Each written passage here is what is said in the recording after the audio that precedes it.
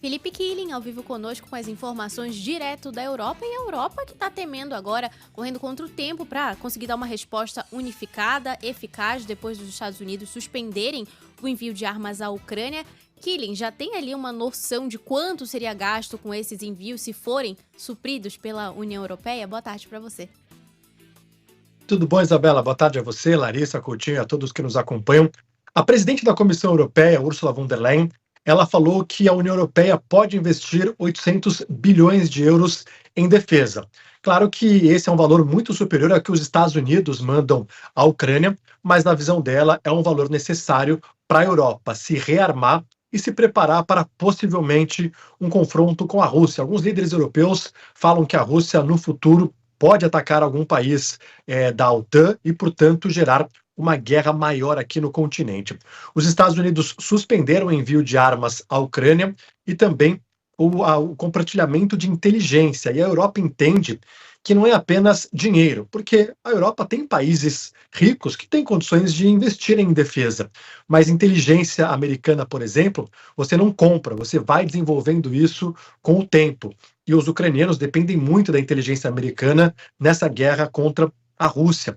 É necessário também ter uma máquina de guerra muito forte, afiada. A Rússia e os Estados Unidos têm isso. A Europa produz armas, mas não na mesma qualidade. Os Estados Unidos, por exemplo, vão parar de enviar os sistemas de defesa Patriots, que são tão importantes para defender cidades ucranianas de mísseis balísticos russos. Tem também um sistema HIMARS, que é de mísseis de médio e longo alcance, que a Ucrânia utiliza para atacar posições russas.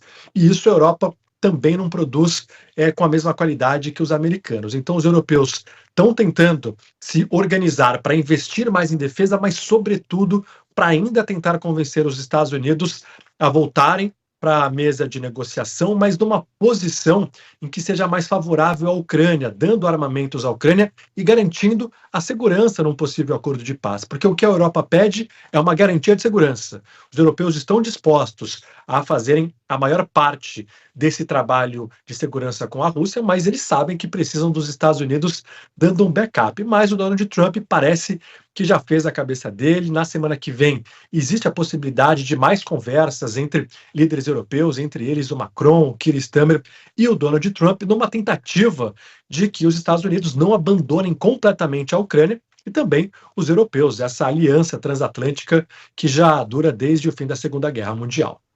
A gente vai ficar de olho, Killing, mas tem outro assunto que é mais uma modalidade de golpe, né? Que tem ficado famosa e bastante comum aí na Europa. Criminosos usando imagens de famosos feitas com inteligência artificial para roubar as pessoas, aplicar golpes, né? Acho que mais de cerca de 200 milhões de reais com perfis falsos esses criminosos conseguiram roubar, né?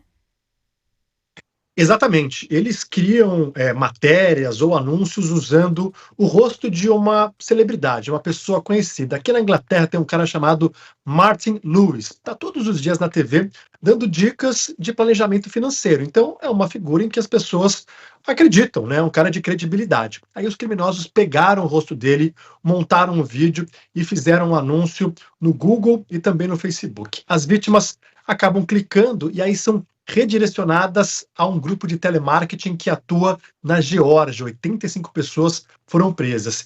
E essas pessoas, se passando por consultores financeiros, persuadiram pessoas a gastarem tudo em esquemas fraudulentos de criptomoedas. Então tiveram pessoas que perderam as economias de uma vida toda. Os prejuízos foram de 35 milhões de dólares, o equivalente a mais de 200 milhões de reais. As autoridades europeias conseguiram descobrir essa gangue que operava a partir da Geórgia, mas existem outros casos também, né? Por exemplo, golpes do amor. Teve uma mulher francesa, esse caso repercutiu bastante, que acreditou estar namorando Brad Pitt. Então, um criminoso fez umas fotos da inteligência artificial com o Brad Pitt no hospital, disse que ele estava quebrado depois do divórcio com a Angelina Jolie e precisava do dinheiro para pagar o tratamento contra o câncer. Ela enviou mais de 800 mil euros, o equivalente a 5 milhões e 200 mil reais, acreditando estar vivendo um relacionamento com o Brad Pitt. São pessoas vulneráveis, ingênuas,